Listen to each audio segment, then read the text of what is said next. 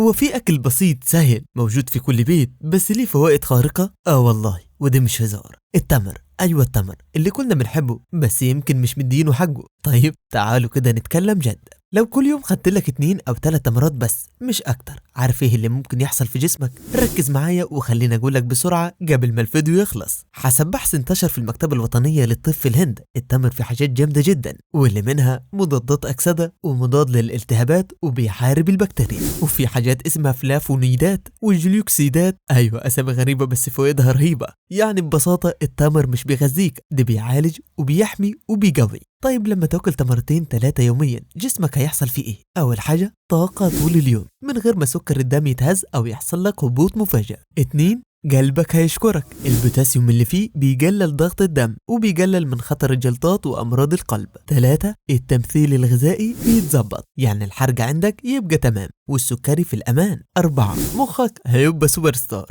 التركيز والذاكرة وكل حاجة لها علاقة بالمخ تتحسن. ولسه التمر بيقلل الالتهاب في المخ وبيحمي من امراض زي الزهايمر وباركنسون. طيب تاكله ازاي؟ ممكن تاكله على ريق الصبح او تحطه في عصير. باختصار تمرتين في اليوم صحة احسن، تركيز اعلى وطاقة طول النهار. لو عجبك الفيديو ما تنساش تعمل لايك وسبسكرايب وفعل الجرس علشان يوصلك كل المعلومات المفيدة اللي بنجهزها ليك كل يوم.